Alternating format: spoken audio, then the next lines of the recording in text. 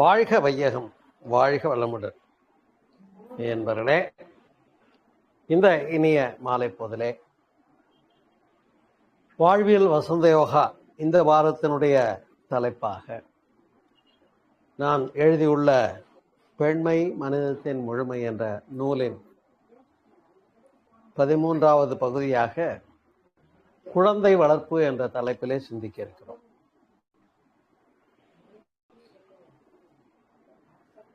உண்மையிலேயே நம்முடைய குழந்தைகள் நல்லா இருக்கணும்னு நினைக்காத பெரியவங்களே கிடையாது. அப்ப நல்லா அவங்க இருக்கணும்னா என்ன செய்யறதுங்கிறத நாம தெரிஞ்சிருக்கோம்.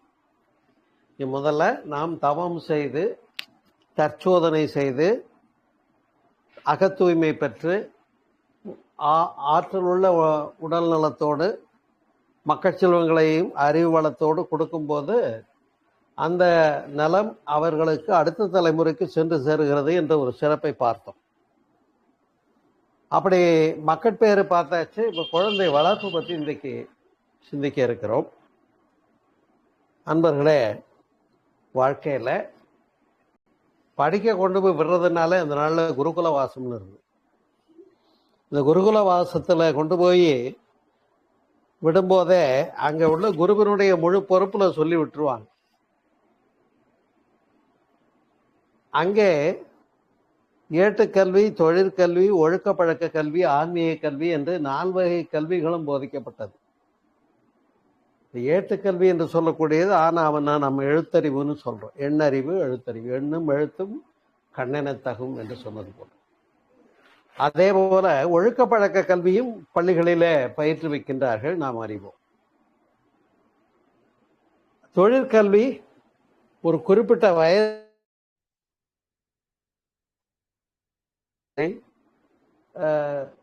என்ன ப்ரிஃபரபிள் சப்ஜெக்ட் எடுத்துக்கிறீங்கன்னு கேட்டு அதில் பயிற்று மொழியாக பயிற்றுவிக்கிறார்கள்.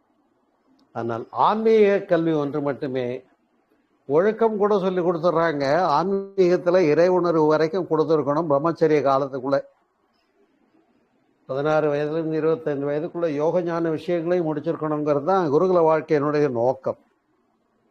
ஆனால் இன்றைக்கு குருகுல வாழ்க்கை இல்லை. பிள்ளைங்கள்லாம் ஹாஸ்டல் வாழ்க்கை போயிடுச்சு. பெற்றவர்களோடு இருக்கிறதே குறைவாயிடுச்சு. அப்போ இந்த எக்ஸ்ட்ரா கரிக்குலம் வேறு சாயந்தரத்து நேரத்தை ஆக்கிரமிப்பு பண்ணிக்குது. அப்போ குழந்தைகளை பெற்றவங்களும் பேசிக்க கூட நேரம் இல்லாமல் பிள்ளைகள் வளர்க்கப்படுகிறது. அப்போ குழந்தை வளர்ப்பு குறித்து நல்ல முதிர்ச்சியும் அறிவும் பக்குவமும் பெறுகிற போது அடுத்த தலைமுறை சிறப்பாக இருக்கும் என்பது தான். அப்போ பள்ளியில் கொண்டு போய் சேர்க்குறோம். அந்த பருவம் வச்சுப்போம். குழந்தைங்க நம்மளை முன்னுதாரணமாக பார்த்து வளரும். நாம் வீட்டில் இருக்கக்கூடிய பெரியவங்க, பெற்றவங்க, மற்றவங்க எப்படி நடந்துக்கிறோங்கிறத குழந்தைங்க அப்சர்வ் பண்ணுதுங்க. அதுலேயும் அன்னைக்கு இருந்த தலைமுறையோட இன்னைக்கு தலைமுறை ரொம்ப தீட்சண்யமாக கருத்துக்களை உள்வாங்கக்கூடியவர்களாக இருக்கின்றார்கள், நாம் அறிவோம். ஆண்ட்ராய்டு ஃபோனை ஆப்ரேட் பண்ணுறதுக்கு பேர பிள்ளைங்க சொல்லி தருது தாத்தா பாட்டிக்கு, இல்லையா? அந்த அளவுக்கு இன்னைக்கு. ஆமாம், என் பேர பசங்கள்லாம் வந்தால் செல்லில் அவங்களாவே கேமை இன்ஸ்டால் பண்ணி விளையாண்டுட்டு முடிச்சுக்கிற அளவு. இந்த பள்ளியிலே சேர்க்கின்ற விருப்ப பாடம் போலவே அது விருப்பமானதான் எடுப்பதற்கு நாம் முனைப்பு கொடுக்கணும். என் இஷ்டத்துக்கு நீ என்ன படிப்பு படின்னு சொல்கிறத விட அவங்களுக்கு என்ன துறையில் விருப்பம் இருக்குது அதை எடுத்து படிக்கட்டும்னு நம்ம நினைக்கணும். அது கலைத்துறையாக கூட இருக்கலாம். அதுக்கும் இன்றைக்கெல்லாம் கல்லூரிகள் வந்துருச்சு. ஆகையினாலே அதில் எதுவும் தடை இல்லை. அதை கவனிக்கணும். அப்போ 1 முதல் 10 வரையில் படிக்கிற படிப்பு ஒரு காமனாக எல்லா பிள்ளைகளுக்கும் உள்ளது. நான் அதுக்கு பின்னாடி விருப்ப பாடம்னு எடுக்கிற போது தான் குழந்தைங்களுடைய விருப்பம், ஆர்வம், அவங்களுடைய நாட்டம் எந்த துறையில் இருக்கிறது என்று பார்த்து அவங்களை அடாப்ட் பண்ணும்போது தான் அவங்க சிறப்பாக இருப்பாங்க. அதே போல் ஒழுக்கம் என்ற இடத்துல பார்க்கப்படுகிற போது ஒழுக்கமாக தான் வளர்த்தணும். அந்த ஒழுக்கம் அவங்கள எங்கே கொண்டு போகணும்னு கேட்டால் வெறும் ஃப்ரேம் மட்டும் இருக்கக்கூடாது, சட்டங்கள் மட்டும் இருக்கக்கூடாது. ஃப்ரேம் தான் சட்டம், இல்லையா? மரத்தில் போடுற சட்டம் தான் படத்துக்கு ஃப்ரேம் போடுறதும். அங்கே மர சட்டங்கள் மட்டும் இருந்து பயனில்லை. அப்ப எப்படி இருக்கணும் அந்த சட்டங்கள்லாம்? மனித நேயம், உயிரிடத்தில் அன்பு செய்வது அடிப்படையில் இருக்க வேண்டும். ஏன்னா நாமெல்லாம் ஆன்மீகத்துல கடவுளை நோக்கி பயணப்படுகிறோம், இறைநிலையை நோக்கிய பயணம். இந்த இறைநிலையை நோக்கிய பயணத்துல என்ன முடிவு கண்டோம்னா, இறைநிலை எல்லாமா வந்திருக்குன்னு சொல்லும்போது, அப்ப இறைவன்கிட்ட செலுத்துற அன்பை எல்லாருக்கும் செலுத்தணுங்கிறது தானே ஜீவகாருண்ய ஒழுக்கம் என்று வள்ளல் பெருமானாரும் நமக்கு போதிக்கின்றார்கள். அந்த வகையிலே தான் ஒழுக்கம் என்று எடுத்துக்கொண்டால், அவதில் சொல்றோம் இல்லையா, நான் யாருடைய உடலுக்கும் மனதுக்கும் துன்பம் தரமாட்டேன், துன்பப்படும் உயிர்களுக்கு என்னால் முடிந்த உதவிகளை செய்வேன் என்ற நிலையில அந்த குழந்தைகளுக்கும் அங்கே ஒழுக்கம் என்பது போதிக்கப்பட வேண்டும். நமக்கும் மகரிஷி ஒழுக்கத்துக்கு தனியாக ஒரு டெஃபனிஷன் கொடுத்துருக்காங்க. தனக்கோ பிறருக்கோ தற்காலத்திற்கோ, மறந்து விடக்கூடாது இதை, தனக்கோ பிறருக்கோ தற்காலத்திற்கோ பிற்காலத்திற்கோ உடலுக்கோ அல்லது உள்ள உணர்ச்சிக்கோ தீமை பயக்காத செயல் எதை வேணாலும் செய்யலாங்கிறாங்க. இது ஒரு அருமையான சமயம், இது மறந்துடக்கூடாது வாழ்க்கையில. தனக்கோ பிறருக்கோ தீமை பயக்காது, தற்காலத்திற்கோ பிற்காலத்திற்கோ தீமை பயக்காத செயல், உடலுக்கோ அல்லது உள்ள உணர்ச்சிக்கோ தீமை பயக்காத எதை வேணாலும் செய்யலான்னு ஒரு டெஃபனிஷன், அருமையான டெஃபனிஷன் கொடுத்துருக்காங்க. அந்த வகையில நான் சொன்னது போல அந்த 25 வயசுக்குள்ள தானே பிரம்மச்சரியம்ன்ற காலகட்டத்தில் இறை உணர்வு பெற்றவர்களாக அவர்களை மலர்த்துவது தேவை. அதனால இன்றைக்கு இருக்கக்கூடிய ஒரு வழிபாட்டு முறைகளோ அல்லது மந்திர வழிபாட்டு முறைகளோ அல்லது பூஜா கிரமங்களோ யோக மார்க்கங்களும் கூட நான் இறை உணர்வு பெற்றேன் என்று நாம் டிக்ளேர் பண்ணுறதுக்கு அளவுக்கு கொண்டு வந்திருக்காங்கிறத நீங்களே பார்த்துக்கோங்க. கடவுள் எங்கே இருக்காருன்னு கேட்டால் எனக்குள்ளே இருக்காருன்னு சொல்கிற தைரியம் உங்களுக்கு வந்துருச்சாங்கிறத நீங்களே செக் பண்ணி பார்த்துக்கோங்க. ஏன்னா நான் மறுபடியும் அதே தான் பாடமாக நடத்திக்கிட்டு இருக்கேன் இல்லையா? அதனால நான் இறை உணர்வு பெற்றேன், எனக்குள்ள இறைவன் இருக்கிறான், என் அறிவாக இருக்கிறான், என்னுள் அன்பாக மலர்ந்திருக்கிறான் இறைவன் என்ற இடத்துக்கு வரணும். அதுதான் நாம் சமய நெறிகளை பின்பற்றுவதனுடைய முடிந்த பொருளும் கூட ஆகிறது பாருங்கள். அதேபோல் நான் சொன்னது போல் சின்ன குழந்தைங்க நம்மளதான் அந்த ஆதர்சம்னு சொல்லுவாங்க, முன்னுதாரணமாக கொள்ளுகிறார்கள். அதனால் நாம் ஒருவர் எப்படி மரியாதை கொடுத்து பேசுகிறோம் இல்லையா? அப்பா போய் குழந்தைய கூப்பிட்டு அங்கிள் வந்திருக்காரு, அவர்கிட்ட போய் நான் வீட்டில் இல்லைன்னு சொல்லி கொடுக்குறாரு. அந்த குழந்தை என்ன பண்ணுது, அப்பா வீட்டில் இல்லையாமா உங்ககிட்ட சொல்ல சொன்னார்னு சொல்லுது. புரியுதுங்களா? ஏன்னா கள்ளம் கபடமற்றவர்கள் குழந்தைகள். அவர்களை வளர்த்துகின்ற முறைகளிலே, நடத்துகின்ற முறைகளிலே நாம் எப்படி நடந்துக்கணும்னா, நாம் அதற்கேற்றவாறு பக்குவத்தோடு நடந்து கொள்ளவில்லை என்றால் குழந்தை வளர்ப்பெல்லாம் நாம் தோற்று போயிட்டோம்னு அர்த்தம். புரியுதுங்களா? அதே நேரத்தில் ஒரு யாரும் வந்தாங்கன்னா வாங்கன்னு சொல்கிறதா இருக்கட்டும், புறப்படும்போது போயிட்டு வாங்கன்னு சொல்லி வணக்கம் தெரிவித்து அனுப்புகிறதா இருக்கட்டும் இல்லையா? அப்போ அந்த பண்புகளை எல்லாம் பார்த்த உடனே குட் மார்னிங் சொல்கிறதா இருக்கட்டும், இப்படி பண்புகளை எல்லாம் நலன்களை எல்லாம் பள்ளியில் போதிக்கின்றார்களே என்று நாம் விட்டு விடுவதில்லை. வீட்லேயும் குழந்தைங்களுக்கு சொல்லித்தரோம். வந்திருக்காங்க பாரு, வாங்கன்னு சொல்லு, உட்காருங்கன்னு சொல்லு, தண்ணி கொண்டாந்து கொடு அப்படின்னு பழக்கிறது இவ்வளோ சிறப்பாக இருக்கும். யோசனை பண்ணி பாருங்க. அதனால ஆனால் இந்த குழந்தைகிட்ட நாம் பெருவாரியாக செய்கிற ஒரு தப்பு என்ன அப்படின்னு கேட்டால், டே நீ வெளியில் போகக்கூடாது, டே நீ அதை செய்யக்கூடாது, டே நீ இதை செய்யக்கூடாது அப்படின்னு எதெல்லாம் செய்யக்கூடாதோ அதெல்லாம் இன்சிஸ்ட் பண்ணிக்கிட்டு இருக்கோம். முதல்ல அந்த பேட்டர்னை மாற்றணும். எதை செய்யலாங்கிறத சொல்லி பழக்கணும். சரியா? உள்ளே இருந்து விளையாடு அதை சொல்லுங்க, வெளியில் போகாதுன்னு சொல்லாதீங்க. இல்லை மண்ணில் விளையாடாதன்னு சொல்கிறத விட கை சுத்தமாக விளையாடு அப்படின்னு சொல்லலாம். ஆகக்கூடிய எதையுமே இதை செய்யாதே என்று நெகட்டிவாக சொல்லி அவங்கள வளர்த்துறதை விட இப்படி செய்ய, இப்படி நடந்துக்கோன்னு சொல்கிறது சிறப்பாக இருக்கும். அதுதான் நல்லது. அதே போல் குழந்தைங்களோட பேசிகிட்டு இருக்கிறது கூட நேரம் இல்லைன்னு ஒரு கருத்து சொன்னேன் இல்லையா? இப்போ கணவன் மனைவி 2 பேருமே ஆஃபீஸுக்கு போயிடுறவங்கன்னு வச்சுக்கோங்க. சென்னையிலலாம் பார்த்தீங்கன்னா காலையில் புறட்டு போனால் நைட் ஆகிடுது, சேர 7 மணி ஆகிடுது. அதுக்குள்ளே குழந்தைங்க என்ன ஆகிடுது, 7:30 டிஃபனை சாப்பிட்டு படுத்துரும். அப்போ குழந்தைகளோடு கூட பேசுறதுக்கு நேரம் இல்லாத குடும்பங்களை பற்றி நாம் அறியப்பெறுகிறோம். அப்போ குழந்தைகளோடு பேசுறதுக்கு நேரம் ஒதுக்கணும். இன்னும் சொல்ல போனால் பள்ளியில் சேர்த்த பின்னால் பள்ளி செல்லும் குழந்தைகளுக்கும் பள்ளிக்கும் நமக்கும் ஒரு லிங்க் வேணும். ஏதோ சேர்த்தாச்சு, ஃபீஸை கட்டியாச்சு, பாடம் அவங்க பார்த்துக்கிறாங்கன்னு விட்டுறக்கூடாது. தலைமுழுகின மாதிரி விட்டுறக்கூடாது.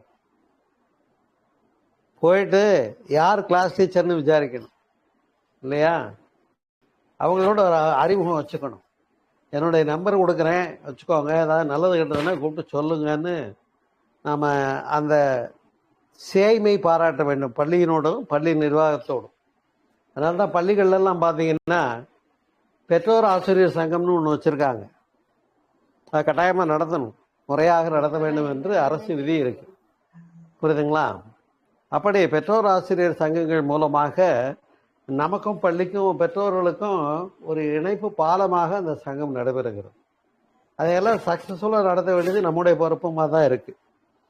அது அவங்க ஸ்கூல்காரவங்க இன்ட்ரெஸ்ட் காட்ட மாட்டாங்க. பெற்றோர்லாம் ஏன் ஏதாவது அஜிடேட் பண்ணிட போகிறாங்கன்னு நினைக்கிறதா இருந்தால் அது நடக்காது. அப்போ அது நாம தான் கையில் எடுக்க வேண்டும். நான் அப்படி நடத்தினது உண்டு ஒரு காலகட்டத்தில். இங்கே பழனியில் கான்வென்ட்டில் 3 பேரும் படித்த போது. ஆனால் இன்றைக்கி இருக்கக்கூடிய குழந்தைங்கள்லாம் பார்த்தீங்கன்னா வீட்டில் விருந்தாடி வந்திருப்பாங்க, அது பாட்டுக்கு செல்ஃபோனை கையில் வச்சுக்கிட்டு கேம் விளையாடிக்கிட்டு ரூம்குள்ளே இருக்கும், வந்தவங்களோட பேசிகிட்டு இருக்கிறது இல்லை. அப்போ எல்லோரும் கலந்துரையாடுதல்லாம் இப்போ குறைஞ்சி போச்சு. இன்றைக்கி இருக்கிற காலகட்டத்தில் டிவியே பார்த்துக்கிட்டு இருந்துடுறாங்க, செல்லுலேயே கேம் விளையாண்டுக்கிட்டு இருந்துடுறாங்க, ஃப்ரெண்ட்ஸோட ஹெட்ஃபோன் போட்டு பேசிகிட்டு இருக்காங்க. இதெல்லாம் நம்ம இன்றைக்கி பார்க்குறோம். ஒரே வீட்டில் அங்கே அப்பா பாட்டுக்கு அப்பா அவர் செல்லில் எதையாவது குறைஞ்சிக்கிட்டு இருப்பார், அம்மா பாட்டுக்கு அம்மா செல்லில் யூடியூப் பார்த்துட்டு இருப்பாங்க, குழந்தைங்க கேம் விளையாடிட்டு இருக்கோம். அப்போ வீட்டில் இருக்கிறவங்களே ஒருவருக்கொருவர் கருத்துக்களை பகிர்ந்து கொள்வதோ முகம் பார்த்து பேசிக்கொள்றதோ குறைந்து போகிற காலகட்டங்களாக இருக்கிறது என்பதை நாம் மறுக்க முடியாது என்பதை இந்த நேரத்தில் நாம் புரிந்து கொள்ள வேண்டியிருக்கு. அதனால தான் அன்னைக்கு பாரதி பாடினான், உட்கார்ந்த இடத்துல கேம் விளையாண்டு என்ன பிரயோஜனம். வேதாத்திரி மகர்ஷி சொல்கிறாங்க, சிறுவர்களுக்கே விளையாட்டுங்கிறாங்க. வேதாத்திரி மகர்ஷி என்ன சொல்கிறாங்க? சிறுவர்களுக்கே விளையாட்டுங்கிறாங்க. ஏன் சொல்கிறாங்க சொல்லுங்க பார்ப்போம். பெரியவங்கெல்லாம் கிரிக்கெட் விளையாடுறது வேடிக்கை பார்க்குறதும் ஆர்வம் காட்ட ஆரம்பித்த உடனே அங்கே மேட்ச் ஃபிக்ஸிங்னு ஒன்று ஆரம்பிச்சிருச்சா இல்லையா? உடனே நான் சொன்ன மாதிரி அடியப்பா பேசி வச்சு அதுக்கு காசு பார்க்குற காலம் ஆயிடுச்சு. அப்போ நாம் பார்க்குறவங்கெல்லாம் நம்ம எவ்வளோ அறியாமையினாலே சிக்கிக்கிட்டோம்னு யோசனை பண்ணி பார்க்கணும். அதனால தான் பாரதி அன்றைக்கே பாடினார், ஓடி விளையாடு பாப்பா நீ ஓய்ந்திருக்கலாகாது பாப்பான்னு. அப்போ கட்டாமலை சுற்றுறதுலேருந்து, கோகோ விளையாடுறதுலேருந்து, கபடி விளையாடுறதுலேருந்து, பந்து விளையாடுறதுலேருந்து, சடுகுடு விளையாடுறதுலேருந்து, இல்லை எல்லா விளையாட்டுக்களுமே ஃபிசிக்கலாக மூமெண்ட்டு கொடுக்கறதா இருந்தது. இன்றைக்கு ஃபிசிக்கலாக இருக்கக்கூடிய மூமெண்ட்டுக்குள்ள விளையாட்டுகள்லாம் குறைஞ்சி போச்சு. ஏதோ பள்ளியில் சில கேம் பீரியடுன்னு வச்சுருப்பாங்க, இருக்கலாம். அது எந்த அளவுக்கு ஒத்தாசையாக உதவுகிறது என்பது நாம் சிந்திக்க வேண்டிய ஒரு விஷயமாக இருக்கு. இன்னும் சொல்ல போனால் அந்த நாளில் நாமெல்லாம் படிக்கிறப்ப மாரல் கிளாஸ்ன்னே ஒன்று இருக்கும், நீதி போதனை வகுப்புன்னு பேர், மாரல் கிளாஸ்ன்னு சொல்லுவோம் இல்லையா? அது ஒரு தனி அவரே ஒதுக்கியிருப்பாங்க. ஆனால் அந்த பர்டிகுலர் அவரில் மாரல் கிளாஸு இப்போல்லாம் என்ன ஆயிடுச்சுன்னு சொன்னால், ஏதோ வேறு சப்ஜெக்ட் எடுக்க நேரம் இல்லையா, அந்த வாத்தியாரை விட்டு அந்த கிளாஸையும் எடுத்துருன்னு சொல்லி ஆயிடுச்சு. தவிர நீதி போதனை என்பதே இன்னைக்கு மறுக்கப்பட்டதாக இருக்கிறது, மாற்றப்பட்டதாக இருக்கிறது. இன்னும் சொல்ல போனால் ஆன்மீக விஷயங்கள் கல்வி போதனை பள்ளிகளில் நடத்தக்கூடாதுன்னு சொல்கிற அளவுக்கு இன்னைக்கு பாலிடிக்ஸ் எல்லாம் போயிட்டுருக்கு. நாம் பார்க்குறோம். இது நாம் அப்போ எங்கே போயிட்டுருக்கோம்னு நம்ம யோசிக்க வேண்டியவங்களாக இருக்கும். நாம் எத்தகைய ஒரு சமுதாயத்தை நோக்கி பயணப்பட்டு கொண்டு இருக்கிறோம். பள்ளிகளில் ஆன்மீக நிகழ்ச்சிகள் நடத்தக்கூடாதுன்னு உத்தரவு போடுற அளவுக்கு இருக்குன்னா நாம் எங்கே போயிட்டுருக்கோம்ன்றது நாம் சிந்தித்து பார்க்க வேண்டியவங்களாக இருக்கோம். சிந்திக்க தவறிடக்கூடாது என்பதை இந்த நேரத்தில் நான் பதிவு செய்கிறேன். அப்படி குழந்தைகளை தன்னுடைய வேலைகளை தானே செய்து கொள்ள பழகிக்கணும். ஒரு சின்னது பல் வளர்க்குறதுலேருந்து ஆரம்பித்து குளிக்கிறதுலேருந்து, தன்னுடைய ட்ரெஸ் பண்ணிக்கிறதுலேருந்து, தனக்கு தானே தலை சீவிக்கிறதுலேருந்து உண்பது வரையில் சில வீடுகளில் பார்க்குறேன். அது 10th தாண்டி காலேஜுக்கோ ஸ்கூலுக்கோ போகிற பிள்ளைகளாக இருக்குது. பெற்றவங்க எடுத்துகிட்டு போய் தின்னு ஊட்டி விடுற காட்சியெல்லாம் பார்க்குறோம். அது எவ்வளவு ரொம்ப கேவலமான ஒரு நிலைமைன்றத நீங்கள் உணர்ந்திருப்பீங்க. அதனால் அப்போ தனக்கு வேண்டியதை எடுத்து போட்டு நல்லபடியாக சாப்பிட்றது எப்போ வரும்னா ஃபிசிக்கல் ஒர்க் இருந்தால் தான் அது வரும். குழந்தைங்களுக்கு ஃபிசிக்கல் ஒர்க்கே இப்போ கிடையாது. நான் அடிக்கடி சொல்ல உங்களுக்கு ஒரு வார்த்தை மறந்துடாதுன்னு நினைக்கிறேன். அசைஞ்சு கெட்டது மனசு, அசையாம கெட்டது உடம்பு இல்லையா? அதனால தான் வாக்கிங் போகணும், உடற்பயிற்சி பண்ணணும், வேலைகளுக்கு அஞ்சக்கூடாது, அஞ்சாம வேலை செய்யணும். ஆனால் அடுத்த தலைமுறையெல்லாம் அப்படி இல்லைங்கிறத நம்ம கண்கூடா பார்க்குறோம். அப்போ இந்த மாற்றங்கள்லாம் நம்ம அடுத்த தலைமுறை கொடுக்கலன்னா நாம தான் தப்பு செய்தவர்கள் ஆவோம். அதை புரிஞ்சுக்கணும். ஆகையினாலே அப்படி குழந்தைகளை தன்னுடைய பணிகளை தானே செய்து கொள்ள பழக்க வேண்டும். தண்ணி கொண்டா குடிக்க அப்படின்னு நம்மள மாதிரி வச்சுக்க கூடாது. அடுத்து மற்றவர்களுக்கு முன்னால வச்சு நம்ம என்ன பண்ணக்கூடாது, அதுங்கிட்ட இருக்க தவறுகளை இழிவுபடுத்தி பேசக்கூடாது. அது கொஞ்சம் மனதுக்கு புண்படும்படியாக இருக்கும். அதனால குழந்தைகளிடத்தில் இருக்க தவறுகளை சுட்டி காட்ட வேண்டும் என்று சொன்னால் பிறருக்கு முன்னே வைத்து அதை செய்யக்கூடாது. தனிப்பட்ட வகையில சொல்லி கன்வின்ஸ் பண்ணி இப்படி இருந்தால் ஆகாது, இப்படிதான் இருக்கணும், அப்பா சொல்றேன் கேட்டுக்கோ, அம்மா சொல்றேன் கேட்டுக்கோன்னு சொல்லணுமே தவிர யாராவது வந்திருக்கவங்க எதாப்பல வச்சு இல்ட்ரீட் பண்ணிடக்கூடாது. அது மனம் புண்பட்டு விடும். அதே போல அந்த வீட்டு பையனை பாரு, அவன் எப்படி இருக்கான், நீயும் தான் இப்படி இருக்கிய, அந்த வீட்டு பொண்ணை பாரு எப்படி இருக்குது, நீ தான் இப்படி இருக்கியன்னு கம்பேரிங்கும் பண்ணக்கூடாது. இந்த கம்பேரிங் பண்ணுறதும் ஒரு பெரிய தவறு. ஒப்பு நோக்கி பேசக்கூடாது. அது தாழ்வு மனப்பான்மையை வளர்த்தி விடும். புரியுதுங்களா? அது மட்டும் இல்லை, சில நல்ல செயல்களை அவர்கள் செய்கிற போது அதை நாம் பாராட்டுவதற்கு மறந்து விடுகிறோம். பரவாயில்லையே, இவ்வளோ சிறப்பாக ஒரு டிராயிங் போட்டு காட்டியிருக்கே, படம் நல்லா இருக்கு, பாராட்டலாம்ல. ஒரு சின்ன செயலை உருப்படியாக செஞ்சுருக்கு அந்த குழந்தை, பாராட்டலாம்ல. அப்போ தேவைப்பட்ட போது ஒவ்வொரு நல்ல விஷயங்களுக்காகவும் நாம் உரிய பாராட்டுக்களை அங்கே பகிர்ந்து கொள்ளவில்லை என்று சொன்னால் அந்த குழந்தைகள் ஊக்கப்படுத்துவது தவறி விடுகிறது. அதனால் பேர பிள்ளைங்களாக இருக்கட்டும், நாம் பெற்ற குழந்தைங்களாக இருக்கட்டும், குழந்தை வளர்ப்பு என்று பார்க்கிற போது அங்கே உரிய வகையில் அவர்களுக்கு கைட்லைன் கொடுக்க வேண்டிய பொறுப்பு வீட்டில் இருக்க பெரியவங்க ஒன்று, பள்ளியில் இருக்கிற ஆசிரியர் ஒன்று. புரியுதுங்களா? இவங்க தான் குழந்தையை உருவாக்குறவங்க, இவங்க தான் அடுத்த தலைமுறையை கொண்டு வர்றவங்க. அப்போ அவங்கெல்லாம் அந்த அளவுக்கு ஒரு பொறுப்பும் கடமையும் புரிந்தவர்களாக நடத்தி கொள்ள வேண்டும் என்பதை மறுக்கவும் முடியாது, மாற்றவும் முடியாது, இல்லையா? அதனால இன்றைக்கெல்லாம் பார்த்தீங்கன்னா குடும்பங்களில் 2 3 குழந்தை 6 குழந்தை இருந்ததெல்லாம் போக 2 குழந்தை 1 குழந்தை ஆயிடுச்சு. அப்போ வெறுமையிலே தனிமையிலே கஷ்டப்படுகின்றார்கள். வீட்டில் பேசுவனை கூட ஆள் இல்லாமல் இருக்கிறத பார்க்குறோம். சில குழந்தைங்க பார்த்தீங்கன்னா இந்த பிடிவாதம் பிடிக்கும், எனக்கு இதுதான் வேணும். அப்போ எப்படி மாற்றுவீங்க சொல்லுங்க பார்ப்போம்.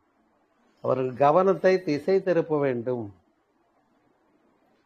கொஞ்சம் புரிஞ்சுக்கிற அளவுக்கு மெச்சூரிட்டி வந்த குழந்தைங்களா இருந்தால் அந்த நேரம் அதை சமன் செய்து விட்டு தனியே எடுத்து கூறி நீ கேட்டதில் இந்த தப்பு இருக்குது, இந்த நல்லது இருக்குன்னு புரிய வச்சுட்டு அப்புறம் நெறிப்படுத்துறது, உத்தரவு போடுறதோ சரியா இருக்குமே தவிர நம்ம என்ன பண்ணக்கூடாது, ஒரு தரியா சர்வாதிகாரம் போலவும் அவங்கள நடத்தக்கூடாது. ஏன்னா மெச்சூரிட்டி வர வர என்னை அடக்குமுறையின் கீழ் வைத்திருக்கிறார்கள் என்று அவர்கள் நினைத்து விடுவதற்கு வாய்ப்பு இருக்கிறது. சின்ன குழந்தைங்களா இருந்தால் குச்சி எடுத்து மிரட்டினா பயந்துக்கிறது ஒரு காலம், ஒரு வயசு தான். அந்த பயம் மாறுற ஒரு வயது ஒரு பாருங்க, 10 வயதுக்கு மேலே, 12 வயது 13 வயதுக்கு மேலே. அப்போ அந்த மாற்றம் வருகின்ற காலகட்டத்திலேயே நாம் அடக்குமுறையிலேயே வைத்திருந்தோம்னா என்ன ஆகுன்றது நீங்களே யோசனை பண்ணி பார்த்துக்கணும். ஆகையினால மறுக்கப்பட வேண்டிய விஷயங்கள் சிலது, இது தப்பான பழக்கம்தான், ஐ ஒன்ட் பர்மிட் யூ அப்படின்ற நிலைமையில தான் இருக்கலாம், இல்லையா? இது தப்பு, அறவே தப்பு தான், நான் அனுமதிக்க மாட்டேன் அப்படிங்கிற இடங்கள் இருந்தால் அதில் நம்ம உறுதியாக இருக்கணும். அட் எனி காஸ்ட் நம்ம பேரண்ட்ஸு அந்த தவறை செய்வதற்கு ஒப்புக்கொள்ள மாட்டார்கள்ன்ற புரிதல் குழந்தைங்களுக்கு இருக்கணும். அப்போ வெளியில் போனால் கூட அந்த தவறை செய்வதற்கு வீட்டுக்காக அஞ்சுவார்கள், அவங்க மனசாட்சி அவங்கள உறுத்தும். அப்போ நல்லது கெட்டது இதுதான்றது அவங்க மனசில் பதியும். அதுதான் ரொம்ப ரொம்ப முக்கியம். அப்போ அந்த இடத்துலயும் சில பேரண்ட்ஸ் என்ன பண்ணிடுவாங்க, நெகோஷியேட் பண்ணிட்டு விட்டு கொடுத்துருவாங்க. சரி என்னவோ பண்ணிட்டு போ அப்படின்னாக்கா என்ன ஆயிடும்னா, குழந்தைங்களுக்கு அங்க தன்னுடைய வாழ்க்கையில முடிவுகளை மேற்கொள்வதிலே தவறி விடுகிறார்கள் என்பது அவசியமான விஷயம். அதே போல மாதா பிதா குரு தெய்வம் போற்றுதலுக்கும் வணங்குதலுக்கும் உரியவர்கள் என்று சொன்னார்கள். அப்படி தந்தை தாய் ஆசான் மூவரையும் எழுந்த வணங்கணுங்கிற பழக்கம் சொல்லிக் கொடுக்கணும். இன்றைக்கு இருக்கக்கூடிய நல்ல இந்து சம்பந்தப்பட்ட பள்ளிகளில் பார்த்தீங்கன்னா அதை முறையாக அதை முறைப்படுத்தப்பட்ட நிகழ்வாக வச்சிருப்பாங்க. வீட்டிலேருந்து பேரண்ட்ஸ் வர சொல்லி உங்களுக்கு பாத பூஜை பண்ணுங்க என்று சொல்லக்கூடிய அளவுக்கு பண்றாங்க. அது மாதிரி மாதா பிதா குருவை போற்றி மதித்து வணங்குகின்ற பண்பு இன்றைக்கு கொடுத்தாதான் அது நாளைக்கு பெரியவங்களுக்கு மரியாதை கொடுக்குற பழக்கம் இருக்கும். இப்பவே நீ வா போன்னு பேசிட்டு இருந்தா அது எப்படி இருக்கும்? அதனால அப்படிப்பட்ட குழந்தைங்களுடைய இந்த தனித்தன்மையை வளர்த்துகின்ற கல்வி தேவை என்பதையும் நாம் ஏற்கனவே பார்த்தோம் இல்லையா? அடுத்தது ஏதாவது கேட்பாங்க. கேட்டா அந்த நாள்லாம் நம்ம என்ன பண்ணுவோம்னா, எனக்கு இன்ன டிமாண்ட் இருக்குன்னு குழந்தைங்க முன் வைக்கிற போது கொஞ்சம் பொறுப்பா அப்பாவுக்கு கொண்டாந்து சம்பளம் வரணும், வாங்கி தர்றேன், இப்போ கையில் காசு இல்லைன்னு சொல்ற ஒரு வரிகளை கேட்க முடியும். இன்றைக்கு அப்படி இல்லை. பெற்றவங்க 2 பேருமே வேலைக்கு போய் இல்லை பொருளாதார நிறைவோடு வாழ்கின்றவர்களாக இருந்தால் எதுக்கு இருந்தாலும் உடனே காடை உரசிடுன்ற நிலைமையாயிடுச்சு. கூகுள் பேயில் பண்ணிடுன்றது. அப்போ எவ்வளோ பேலன்ஸ் இருக்குது, எவ்வளோ செலவு பண்ணுறோம்னா இவங்களுக்கே கணக்கு தெரியறதில்லை. அப்போ என்னென்னா, குழந்தைங்க ஒரு பொருளை கேட்கும்போது வாங்கி தர்றதுல ஒரு சின்ன சின்ன ரெஸ்ட்ரிக்ஷனும் முறைப்படுத்துதலும் அங்கே தேவைப்படுகிறது என்பதை பெற்றவர்கள் உணர்ந்து கொள்ள வேண்டியிருக்கிறது. கேட்கறதெல்லாம் வாங்கி கொடுக்குற மாதிரி குழந்தைங்களை வளர்த்துறாங்கன்னு வைங்க. இந்த வாங்கி கொடுக்கின்ற பொருள்களினுடைய சிறப்பு முக்கியத்துவம், அதுக்குரிய பொருளாதாரம், பொருளாதார தேவை, பொருளாதாரத்தினுடைய முக்கியத்துவம் எல்லாம் அந்த குழந்தைங்களுக்கு தெரியறதில்லை. புரியுதுங்களா? அதாவது கஷ்டம் தெரிஞ்ச குழந்தைங்களா வளர்த்தணும்னு சொல்லுவார். புரிகிறதா?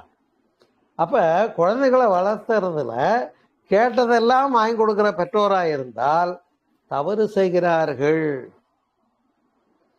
எதை கேட்டாலும் கிடைச்சிரும்னா பொருளாதாரத்தினுடைய முக்கியத்துவத்தை அந்த குழந்தைகள் அறிவதில்லை என்பதை கவனிக்க வேண்டும். அதே போல நம்மெல்லாம் தவறெடுத்தவங்க. குழந்தை வெளியே போனால் ஒரு சிரமங்களோ ஆக்சிடென்ட்டோ வம்போ வரக்கூடாதுன்னு அஞ்சுக்கிறோம் இல்லையா? நாமும் அருட்காப்பு போட்டு அவங்களுக்கும் அருட்காப்பு சொல்லிட்டு புறப்படுறத பழக்கப்படுத்தலாம். நல்ல பழக்கம். அதே போல தவத்து முடிவில் சொல்லக்கூடிய சங்கல்பத்தில் அருட்பேராற்றலின் கருணையினால் உடல்நலம், நீளாயுள், நிறை செல்வம், உயர் புகழ்ன்ற இடத்துல உயர் கல்வி, மெய்ஞானம் ஓங்கி சிறப்பாய் வாழ்வேன்னு சொல்றதுக்கு சொல்லிக் கொடுங்க. அருட்காப்பு அருட்பேராற்றல் இரவும் பகலும் எல்லா நேரங்களையும் எல்லா இடங்களிலும் எல்லா தொழில்களும் உறுதுணையாகவும் பாதுகாப்பாகவும் வழிநடத்துவதாக அமையட்டும் என்று அவங்க காப்பு போட்டுக்கிட்டு போறதுக்கு பழக்கப்படுத்துங்க. இது நம்முடைய மனோசக்தியின் மேலே உள்ள நம்பிக்கையையும் இறை ஆற்றலை மனோசக்தியாக மலர்கின்ற ரகசியத்தையும் வெளிப்படுத்துகின்ற செயலாக இருக்கும். நம்ம தவ முடிவில் அதான சொல்றோம். அப்போ அருட்காப்பு சங்கல்பம் மிக முக்கியமானது. இந்த கோயிலெல்லாம் சும்மா சொல்ல, கோயிலில் காப்பு கட்டு வச்சிருக்காங்க இல்லையா, நோன்புக்கு கயிறு கட்டுறாங்க பார்க்குறோம். அதெல்லாம் வெறும் சடங்கல்ல, வளகாப்பு நடத்துகிறாங்க. இதெல்லாம் என்னன்னா, சூளுற்ற பெண்ணுக்கு தேவையான காப்பை நான் எல்லாரும் பிளஸ் பண்ணி கொடுக்கறது தான் அந்த சடங்கினுடைய முக்கியத்துவமாக இருக்கிறது பாருங்க. அதே போல குழந்தை வளர்க்கின்ற போது அந்த பாலூட்டுகின்ற தாயினுடைய மனநிலை சமநிலையாக இருக்க வேண்டும். மனதில் ஏற்படக்கூடிய வேதனைகளோ, வருத்தங்களோ, கோபதாபங்களோ, வஞ்சங்களோ இருக்குமானால் அந்த உணர்வுகளோடு பால் ஊட்டும் போது குழந்தைகளுக்கும் அந்த பதிவுகள் போய் சேரும்ன்றதை மறந்துடக்கூடாது.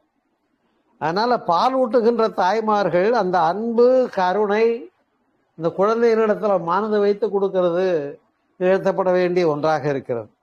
அதனால இன்றைக்கு அதையுமே மெக்கானிக்கலாக செய்துட்டு எந்திரத்தனமாக செய்துட்டு போனால் எப்படி இருக்கும்?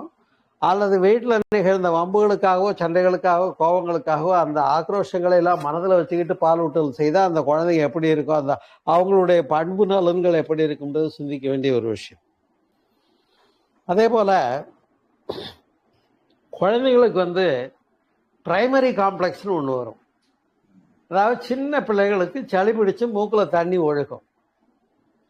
அதுக்காக எந்த மருந்தும் கொடுக்காதீங்க. அதுக்கு பேரே மருத்துவத்தில் என்ன சொல்றாங்க, பிரைமரி காம்ப்ளெக்ஸ்ன்னு சொல்றாங்க. சளி பிடிச்சாதான் வெளியில இருக்கக்கூடிய காற்று ஒத்துக்கிறதுக்குரிய இம்யூனிட்டியை உடம்பு ரைஸ் ஆகிறதுக்கு, உடம்புல அந்த நோய் எதிர்ப்பு சக்தி அதிகப்படுவதற்கான உள்ள ஒரு பீரியட் அது சளி பிடிக்கிறதுங்கிறது. தானா சளி பிடிச்சு தானா சரியாகணும்.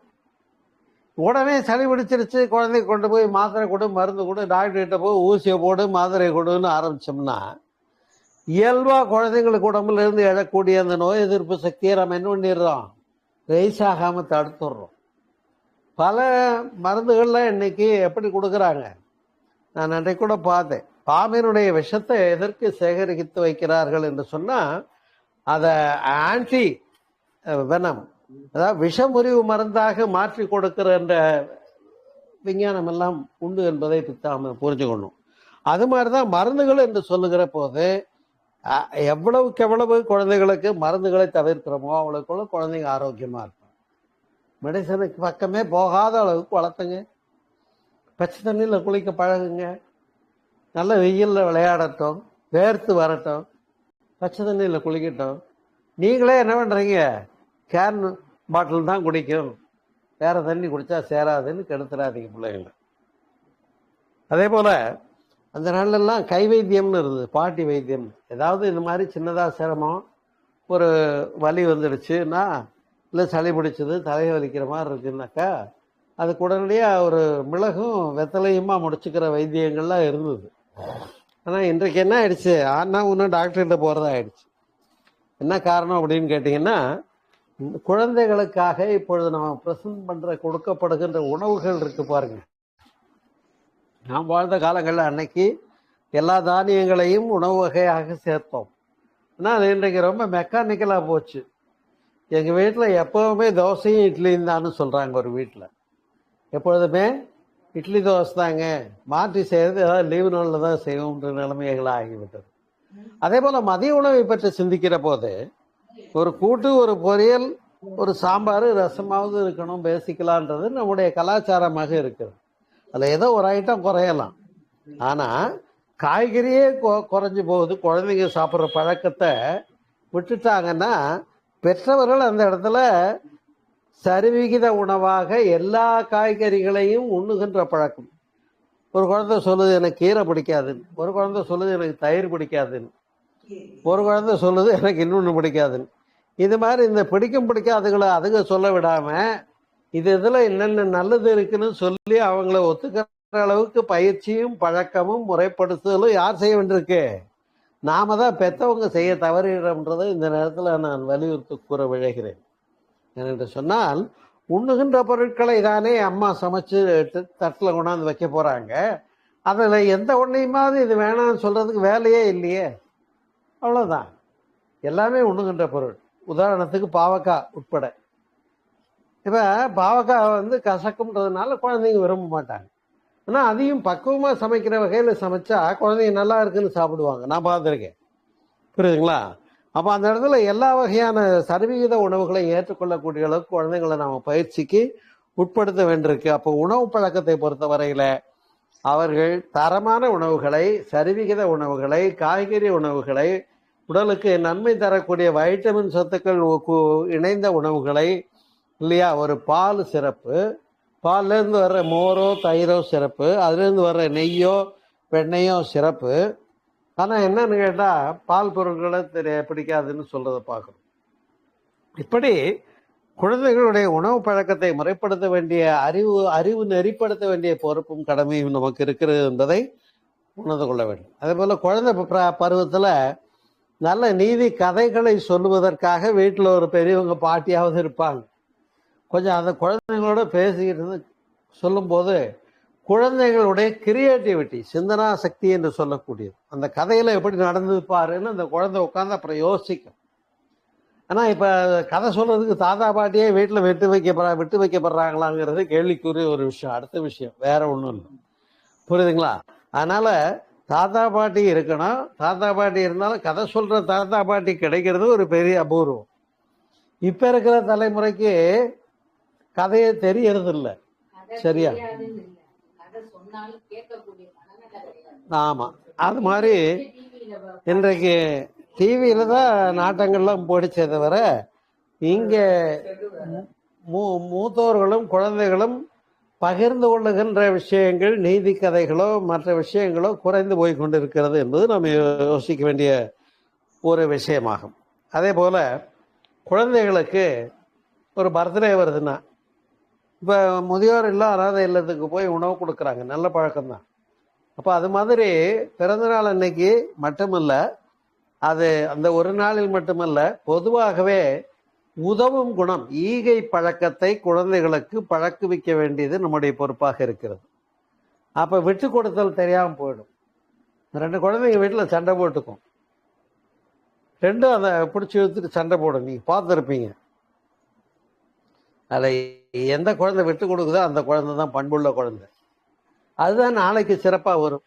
அதே நாளைக்கு பார்த்தீங்கன்னா வளர்ந்த பின்னால கணவன் மனைவி கடையில கூட விட்டு கொடுத்தல் இல்லாமல் இருக்கிறத பார்க்குறோம். ஆகையினாலே தான் அந்த பொறுமை, விட்டு கொடுத்தல், தியாகம் என்ற பண்புகளை சொல்லிக் கொடுக்க வேண்டும் என்பதை நாம் அறிந்திருக்கிறோம். இது மிக மிக முக்கியமாக கவனிக்க வேண்டிய விஷயம். பொறுமை, விட்டு கொடுத்தல், தியாகம், இல்லையா? அப்படி அதே போல விளையாடுறதுக்குன்னு ஒரு நேரம் உண்டுன்னு ஒதுக்கி கொடுங்க. விளையாடாத குழந்தைங்களா இருக்கணும்னு வற்புறுத்த வேண்டிய அவசியம் இல்லை. அதே நேரத்தில் விளையாட்டே நேரமாகவும் பொழுது போய்விடக்கூடாது. விளையாட்டுக்குன்னு ஒரு குறிப்பிட்ட நேரம் ஒதுக்கி அந்த முறைப்பாடுகளையும் கற்றுத்தர வேண்டும். நாம் தான் எப்படி உதவும் குணம், ஈகை என்பதை நாம் பழக்குவிக்க வேண்டி இருக்கிறது. புரியுதுங்களா? அப்ப இல்லாதவங்களுக்கு கொடுக்கறத உங்க பொருளா இருக்கட்டும், ஆனா செய்யற கரங்கள் உங்களுடைய குழந்தைங்களுடைய கரங்களா இருந்தால் குழந்தைகளுக்கு, இல்லாதவங்களுக்கு, கஷ்டப்படுறவங்களுக்கு கொடுக்கிற அருமையான குணத்தை நீங்கள் ஏற்படுத்தி கொடுக்கிறீர்கள் என்பதை மறந்துவிடக்கூடாது. அதே போல இந்த பகிர்ந்து வாழ்தல் என்பது சரியா? இப்போ விட்டு கொடுத்து ஒருவருக்கு ஒருவர் பகிர்ந்து வாழ்வது என்பது நல்ல பழக்கம், நல்ல பண்பு. அந்த பழக்கத்திற்கு குழந்தைகளை பழக்க வைக்க வேண்டும். இன்னும் சொல்ல போனால் காலையில் பள்ளி செல்லும் அவசரம், தனித்தனியாக சாப்பிட்ருக்கலாம். மதியம் அவங்க டியூட்டி பிளேஸில் இருக்காங்க, தனித்தனியாக சாப்பிட்ருக்கலாம். ஆனால் ஒவ்வொரு வேளையும் பார்த்தீங்கன்னா ஒன்றிணைந்த உணவு முறை நல்லது. ஒன்றா உட்காந்து டேபிளில் உட்காந்து சாப்பிட்றது மேலை நாட்டில் நல்ல கலாச்சாரம்.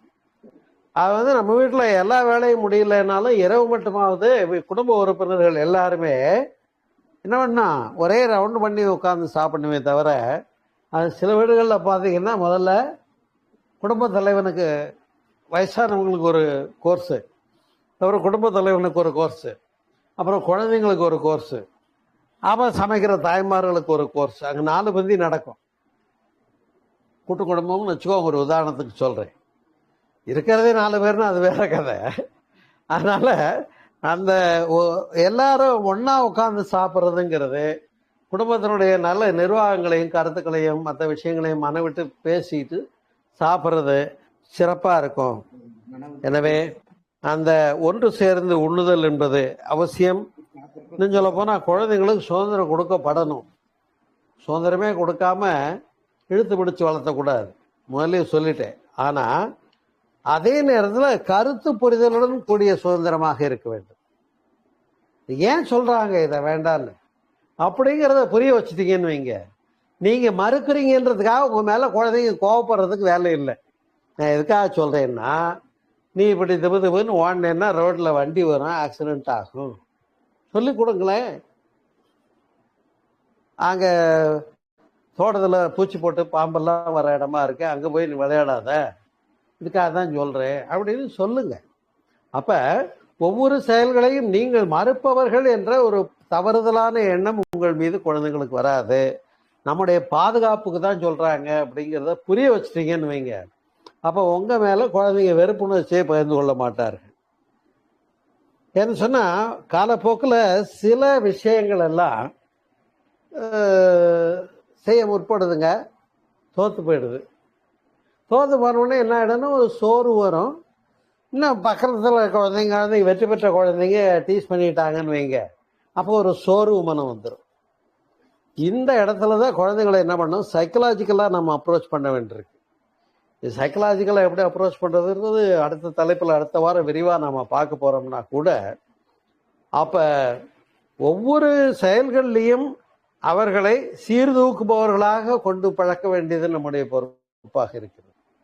அதாவது புரிதல் வருகின்ற காலகட்டத்தில், புரியாத வயதுல கமாண்டுக்குள்ள கட்டுப்படுறத பழக்கணும். புரிதல் வருகின்ற காலங்களில் ஒவ்வொரு விஷயங்களையும் நான் இதற்காகத்தான் உன்னை நெறிப்படுத்துகிறேன் என்பதை அவர்களுக்கு புரிய வச்சே கொண்டு வந்தீங்கன்னு வைங்க. அப்ப பொருளாதார சிக்கனம் முதற்கொண்டு, உண்ணுகின்ற வாழ்வியல் முறைகள் முதற்கொண்டு, பழகுகின்ற முறைகள் முதற்கொண்டு எல்லாமே பெத்தவங்க நம்முடைய நன்மைக்கு தான் சொல்றாங்கன்றதை புரிஞ்சு வளரக்கூடிய குழந்தைகளா இருந்தால் உங்களுடைய குழந்தை வளர்ப்பு சிறப்பாக இருக்கும் என்று கூறி, இந்த இனிய மாலை பொழுதை உங்களோட குழந்தை வளர்ப்பு என்ற தலைப்பில் எந்த அளவுக்கு கருத்துக்களை பகிர்ந்து கொள்ள முடியுமோ உங்களோட பகிர்ந்து கொண்டு இருக்கிறேன். இதை விட கூடுதலாக கூட இன்னும் சொல்ல முடியும். நான் ஓரளவுக்கு இப்போ இன்னைக்கு இந்த அளவுக்கு சொன்னால் போதும்னு சொல்லியிருக்கேன். இன்னும் நாம் நிறைய, அது ஒரு பெரிய குழந்தை வளர்ப்புன்றது ஒரு கலை. ஆனால் பல வீடுகளில் அப்பாவும் அம்மாவும் ஆஃபீஸ் போயிடுறாங்க, குழந்தையும் ஸ்கூலுக்கு போயிடுது, எல்லாம் ஒருத்தருக்கு ஒருத்தர் உறவே இல்லாமல் ஏதோ காணாமல் போன மாதிரி வாழ்ந்துக்கிட்டு இருக்காங்க. இந்த நிலைகள் எல்லாம் மாற வேண்டும். வீட்டுக்கு வீடு இருக்கக்கூடிய பெற்றவங்களும் பெரியவங்களும் தாத்தா பாட்டி இருக்கிற பிள்ளைங்க இன்னைக்கு கொடுத்து வச்ச பிள்ளைங்க இல்லைங்களா? இப்போ எனக்கெல்லாம் என்னுடைய பாட்டியார் இருந்து நெறிப்படுத்தினதெல்லாம் நான் வாழ்க்கையில் பிற இடத்துல மீட்டிங்லெல்லாம் நான் சொல்கிறப்ப இப்படி ஒரு சிறப்பாலாம் பெரியவங்க உங்களுக்கு பண்ணுறது இருந்திருக்காங்க இல்லையான்னு எல்லாருமே குறிப்பிட்டு சொல்லுவதை பார்க்கிறேன். அது மாதிரி அது மிக சிறப்புடையது. குழந்தை வளர்ப்பு என்பது ஏதோ பெற்றுட்டோம் அது பாட்டுக்கு வளர்ந்துக்கும்னு விடுறதில்லை. அது எப்போ அந்த கூண்டை விட்டு பறவை பறக்கிற தெம்பு வருமோ அப்போ தாய் பறவை தானாக விரட்டி விடும்.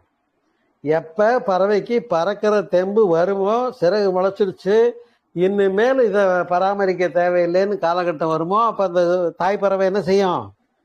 கொத்தி கொத்தி கூண்டை விட்டு விரட்டி விட்டுரும்.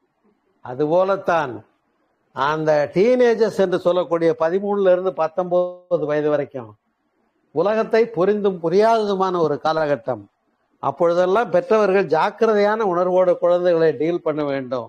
அந்த காலகட்டங்களில் நாம் சரியா டீல் பண்ணிட்டோம்னா அந்த குழந்தைங்க தேர்ந்த நாளைய குடிமகன்களாக, தலைவர்களாக, சமுதாய பிரஜையாக வருவார்கள் என்று கூறி, இந்த குழந்தை வளர்ப்பு என்பது ஏதோ பெற்றுக்கிட்டோம் வளர்த்துட்டோம்ன்ற வாழ்க்கை கிடையாது. அதை தாண்டி சிறப்பான ஒரு நெறியை நாம் புரிந்து அடுத்த தலைமுறைக்கு கொண்டு சேர்க்க கடமைப்பட்டு இருக்கிறோம் என்பதை மீண்டும் மீண்டும் உணர்ந்து சிறப்பும் மகிழ்ச்சியும் நிறைவும் பெறுவோமாக என்று கூறி இந்த உரை நிகழ்ச்சியை நிறைவு செய்கிறேன். நன்றி, வணக்கம். வாழ்க வளமுடன், வாழ்க வளமுடன். நீங்களும் உங்கள் அன்பு குடும்பமும் எல்லா வளங்களும் பெற்று சிறப்பாக வாழ்க வளமுடன், வாழ்க வளமுடன். இப்ப கேள்வி நேரம் பார்ப்போமா? கேள்வி நேரம்.